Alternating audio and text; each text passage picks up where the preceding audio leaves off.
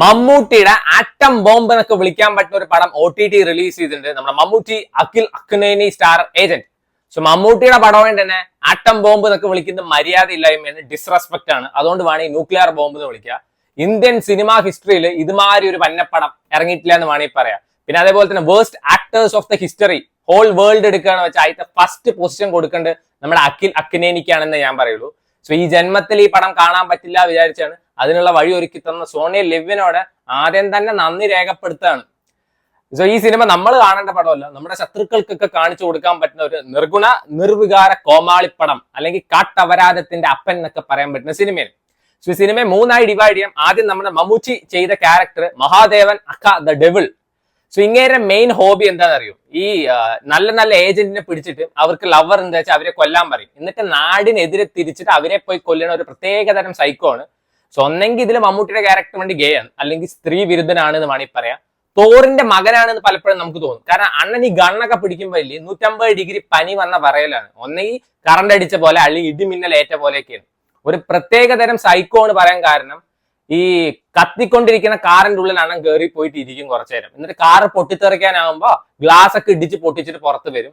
അതേപോലെ തന്നെ ഇതിലെ മറ്റൊരു വില്ലൻ ഉണ്ട്, ആ വ്യാളിച്ചെറുക്കൻ എന്തോ പറഞ്ഞിട്ട് ഇരുന്നാ മതി വിചാരിച്ച പോരെ, ഐ ആം ദ ബെസ്റ്റ് എന്ന് എപ്പോഴും പറയും. ഇത് കണ്ടിട്ട് മമ്മൂട്ടി ബെസ്റ്റിന്റെ മുകളിൽ അൾട്ടിമേറ്റ് ഉണ്ട് എന്തോ പറഞ്ഞ് പോട്ടെ വേണ്ടിട്ട് വിട്ടാ പോരെ. എനിക്ക് തോന്നുന്നത് മമ്മൂട്ടി ഫാൻസ് അസോസിയേഷന്റെ എന്തൊരു ചെയർമാനെ പിടിച്ചിട്ടാണ് ഇതിന്റെ കഥ എഴുതിപ്പിച്ചിരിക്കുന്നത് തോന്നുന്നു. അതേപോലെ തന്നെ വിക്രമില് നമ്മുടെ കമലഹാസൻ തോക്കൊക്കെ പിടിച്ച് വരുന്ന പോലെ വരുന്നുണ്ട്. ഒരു നിർഗുണ നിർവികാര മമ്മൂട്ടി ഇതിൽ കാണാൻ പറ്റുള്ളൂ, ഒരു കോമാളി ക്യാരക്ടർ എന്നൊക്കെ പറയാം. ഇനി അടുത്തത് നമ്മുടെ ഹീറോ അഖിൽ അക്നേനി. ഈ ചെറുക്കനാണ് വെച്ചാൽ ഒരു പേപ്പട്ടി കടിച്ച് പേ പിടിച്ച ഒരു അവസ്ഥയാണ്. കാണിച്ച് കൂട്ടണം കണ്ടു കഴിഞ്ഞാൽ നമ്മുടെ കയ്യിലുള്ള ഫോൺ നമുക്ക് എടുത്തെറിയാന്ന് തോന്നും, അത്രയും വെറുപ്പിക്കലാണ്. നാഗാർജുന പോലും ഈ സിനിമ കണ്ടു കഴിഞ്ഞിട്ട് ഇനി അഖിൽ അക്നേനിയുടെ കൂടെ അഭിനയിക്കും തോന്നുന്നില്ല, അത്രയും ഗംഭീര പ്രകടനമാണ് അന്നെ. സോ ജീവിക്കുന്നത് തന്നെ ഏജന്റ് ആവാൻ വേണ്ടിയിട്ടാണ്, അങ്ങനെയാണ് നമ്മുടെ നായകൻ. സോ ആളെന്താണ്, സൂപ്പർമാൻ ആണ് ഈ സിനിമയിൽ, സൂപ്പർമാന്റെ മകനാണ് തോന്നുന്നു. ഫയർ പ്രൂഫ് ആണ് ദേഹമൊക്കെ, തീയുടെ ഉള്ളിൽ കൂടെ ഒക്കെ കടന്നു വരാൻ ഒന്നും പറ്റില്ല. അതേപോലത്തെ ആദ്യം ഒരു 15 അടി നമ്മൾ അടിച്ചാലേ അണ്ണന്റെ വണ്ടി സ്റ്റാർട്ട് ആവുള്ളൂ. അത് നിങ്ങൾ മഴുകൊണ്ട് വെട്ടിയാൽ പോലും അണ്ണനൊന്നും പറ്റില്ല. ഒരു 1/2 ലിറ്റർ ബ്ലഡ് പോയാൽ മാത്രമേ അണ്ണൻ തിരിച്ചടിക്കുള്ളൂ. സോ നമ്മുടെ അഖിൽ അക്നേനിക്ക് ആദ്യം തന്നെ ലവ് അറ്റ് ഫസ്റ്റ് സൈറ്റ് തോന്നുകയാണ് ഒരു നായികയെ കാണുമ്പോൾ. അപ്പൊ ആള് പോയി പറയണ്ടേ, എനിക്ക് നിന്റെ പിന്നാലെ നടക്കാനൊന്നും പറ്റില്ല, എന്റെ ക്യാരക്ടറിന് അത് മോശമാണ്. ആദ്യം തന്നെ ആള് പോയി പറയണേ, നമുക്ക് എത്ര കൊച്ചുങ്ങൾ വേണം, ആ മാറ്ററിലോട്ട് കിടക്കാന്ന്. നിന്റെ സ്വഭാവത്തിന് ഒരു ആറണം, എന്റെ സ്വഭാവത്തിന് ഒരു ആറണം. ഈ മറ്റേ സന്തൂർ സോപ്പ് ഉണ്ടാക്കുന്ന പോലെ അച്ചിലങ്ങ് ഇട്ട് കൊടുക്കുകയാണല്ലോ. സോ നമ്മുടെ മമ്മൂട്ടിയുടെ ക്യാരക്ടർ ഇവന്റെ ഗുരുജിയാണ്. അതേപോലെ തന്നെ വില്ലന്റെ എന്താണ് ബിഗ് ഡാഡിയാണ് നമ്മുടെ മമ്മൂട്ടിയുടെ ക്യാരക്ടർ. വില്ലൻ അതിലേറെ വലിയൊരു പൊട്ടനെ പറയാൻ പറ്റുള്ളൂ. സോ ഇതിൽ നമ്മുടെ അഖിൽ അക്നേനിയുടെ ക്യാരക്ടർ പേര് വൈൽഡ് സാല എന്നാണ്. മുഹമ്മദ് സാല വന്നിട്ടുണ്ടെങ്കിൽ പോലും ഇതിലും നന്നായിട്ട് പെർഫോം ചെയ്തിട്ടുണ്ടാവും. ആൻഡ് നമ്മുടെ villain the God always I am the best പറഞ്ഞ് നടക്കുന്നതാണ് നമ്മുടെ മമ്മൂട്ടിയുടെ അടുത്തൊരു ശിഷ്യനാണ്. സോ വില്ലൻ പറഞ്ഞ മമ്മൂട്ടിയെ കൊന്നിട്ട് അങ്ങോട്ട് പോയാൽ പോരാ, മമ്മൂട്ടി ആരെങ്കിലും കൊല്ലാൻ വന്ന ഈ സൈക്കോ പോയിട്ട് അവനെ കൊല്ലും. മമ്മൂട്ടിയാണ് വെച്ചാൽ ദ റോ ചീഫ് ആണ് ഇതില്. സോ മമ്മൂട്ടിയുടെ പൊസിഷനിൽ ആരെങ്കിലും വന്നിരുന്ന അവനെ ഇവൻ കൊല്ലും. പിന്നെ നിന്റെ ആവശ്യം എന്തോന്നാ അതാണ് നമുക്ക് മനസ്സിലാവാത്തത്. സോ സിനിമ തുടങ്ങുന്ന സമയത്ത് തന്നെ വെട്ടിയിട്ട വാഴത്തണ്ട് പോലെ മമ്മൂട്ടി വെടികൊണ്ട് കിടക്കുന്നതാണ് കാണിക്കുക. പിന്നീട് ഫ്ലാഷ് ബാക്ക് പോർഷൻസും കാര്യങ്ങളൊക്കെയാണ് ഈ സിനിമ കാണിക്കുന്നത്.